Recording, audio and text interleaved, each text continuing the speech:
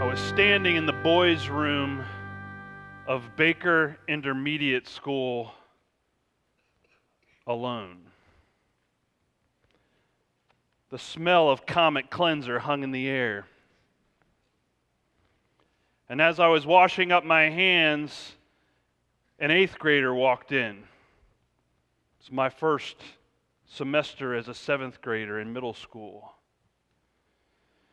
He was 14 because he got held back in the 1st grade. He was fully developed muscles. I was a 12-year-old without muscles, underdeveloped. And as I stood there and looked over my shoulder and began to turn around to dry my hands, he walked up to me and went toe-to-toe with me. And he said, "I heard you think you could whoop my butt."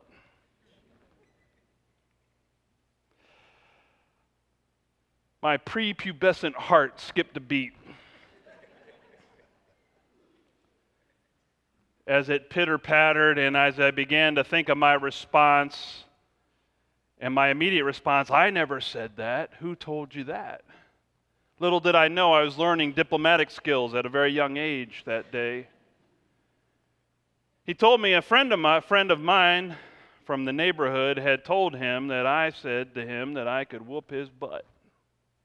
And he had come in to see if I could prove it. I backed away and said, "Hey, I never said that." Wisdom was also being learned in this situation. He kind of finally put 2 and 2 together and realized I wasn't interested in having a little scuffle there. He realized he had been had and we had been set up. So he walked away kind of chuckling to himself, and I walked out as well and scared, shaking. And I saw my friend across the way because when we went out to wait for the bus to come, and I refused to talk to him. I had been set up. I had been betrayed. I didn't really talk to him very much after that because I thought he was my friend, but obviously he wasn't. He, when I finally did confront him about it, said, "Well, I was just messing around." Well, as you can tell, I haven't forgotten that story.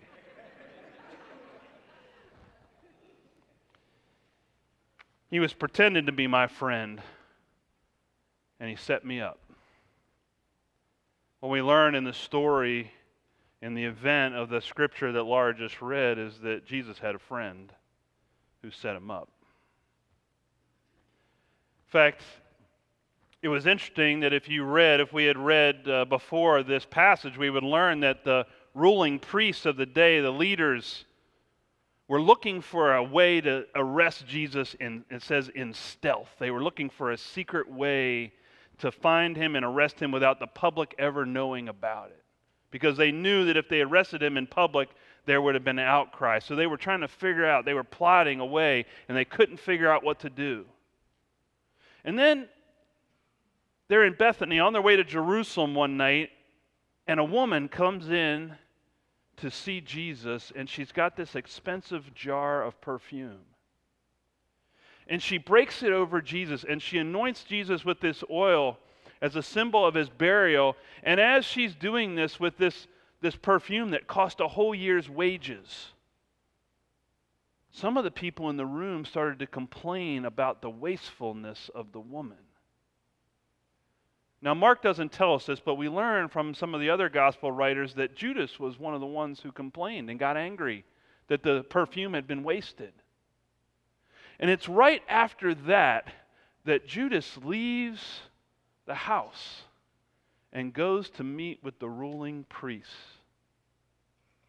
to say, "I've got a way for you to arrest Jesus in secret." And that's what we're gathered around this table tonight, to remember the events of that night. And so he's setting up Jesus. Here's a friend who now says, "I'm angry with Jesus, so I'm going to set him up."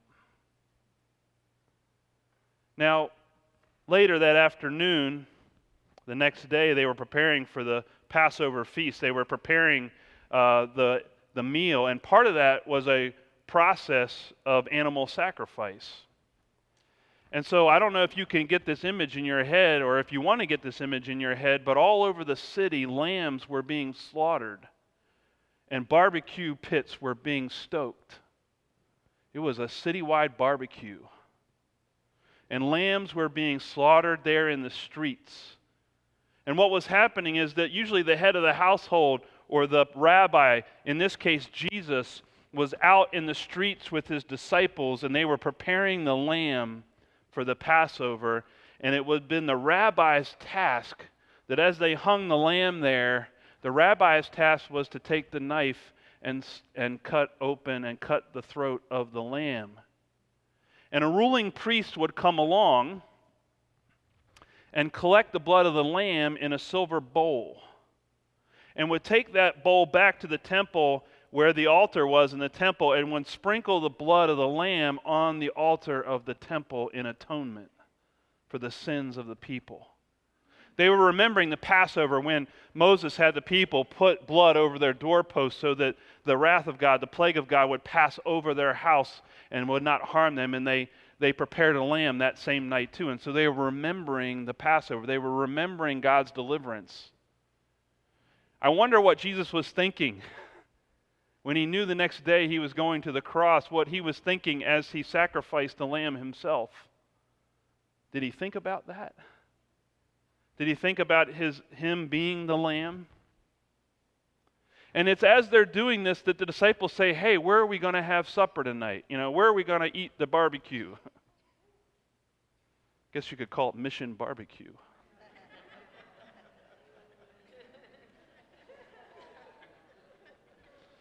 That was bad, sorry. That's not in the script, actually. I get it honestly, sorry. But I think that what was happening was that they were asking, what are we going to do? Where are we praying? He had already planned everything. And I don't know what happened that afternoon as the priest came. I wonder sometimes if, we don't know this for sure, but my imagination says, did the priest say something to Jesus when he came to collect the blood? Did he mention something about Judas coming to the priests and betraying him? Because it's right after that they gather in that upper room, and he says to his disciples, one of you is going to betray me. One of you at this table, one of my friends is going to betray me and has set me up already. And they talked about this, and each one of them said, certainly not I. Even Judas said that. And he said, it's the one who dips the bread in the bowl. Now, in the Middle Eastern culture, if you eat bread with somebody, if you break bread with somebody, that's a sign of protection. If you break bread with somebody, you're going to protect them. You're going to look after them. If their enemy came knocking on the door, you would defend them in your house. That was part of Middle Eastern hospitality. And yet here the same one who was not only a friend, but even a stranger would have been offered that protection. Here it was a friend who was betraying that protection. Even one who broke bread with him. You see, he was pretending to be a friend. He was pretending to be a disciple, when his heart was far from the truth, from being that. Do you ever pretend to be something that you're not? Do you ever pretend to be somebody that you're not? Do you ever go through the motions of being a disciple or a Christian, but your heart's not in it? Maybe. That night when he gathered with those disciples, he took that bread and he started to share with them this meal. And when he took the bread, some of the things that may not know about this, but he would take it off. And during the meal, a piece of the bread would be taken off and set aside for the Messiah to come. And it was symbolic of the Messiah being broken off from God, coming from God. So if you can imagine the imagery of Jesus saying, this is my body, I have been broken off, I am from God, I am the Messiah. So the bread wasn't so much, hey, eat my body. It was, remember that I am the one broken off from God. I am the one incarnated and sent into this world to be the Messiah. And so he said, this piece of bread is my body. And then he took the cup. And I wonder if he could think about what had happened all over the city of Jerusalem that day, how blood had been spilled and how blood had been spattered on the altar all over the city all day long, thousands of times over. And they were remembering the blood of the covenant. And he says, now this is the new covenant. This is my blood poured out for you for the forgiveness of sins. So Jesus became the lamb slaughtered once for all time, for all people. It was the symbol of a new covenant. And so he said, drink this in remembrance of me, to his disciples. And there's one subtle word in the text that you heard tonight, but I'm not sure you picked up on it. But after this bread and this cup, Jesus, the gospel writer, says this. After the cup, he said, and all of them drank from it. All of them drank from it. All of them. Judas. Peter. The one who would deny him, whose heart was close to Jesus, but would pretend he wasn't a disciple. And the one who was pretending to be a disciple, but whose heart was far from him. They all drank of that cup. Now, I don't know about you, but I wouldn't have even been at the table with Judas. I wouldn't even talk to Judas. I know if somebody betrays me, they're done. I'm done with them, right? If somebody betrays me, I'm certainly not going to sacrifice my life for them. And if somebody betrays me, I am certainly not going to break bread with them. And yet Jesus does.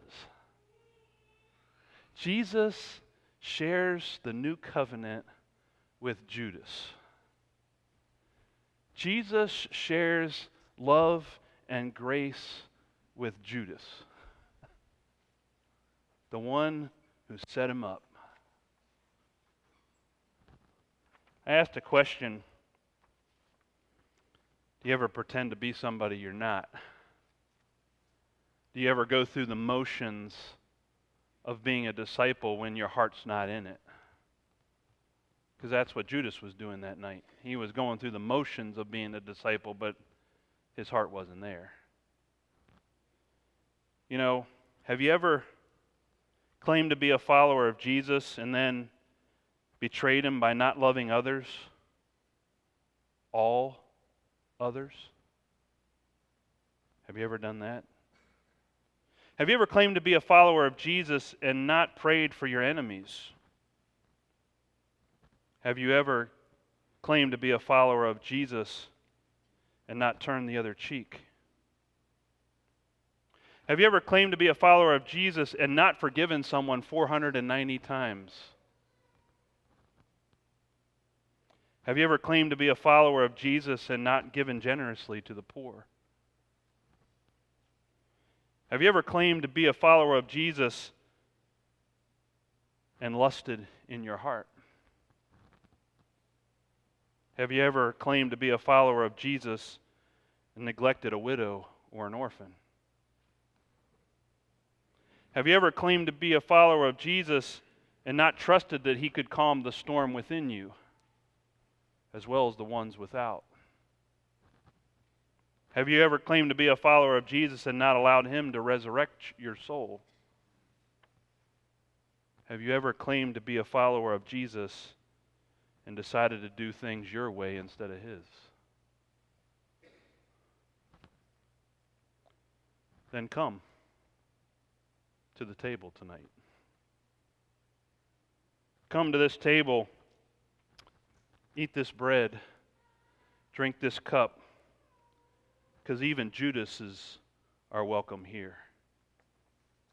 Amen.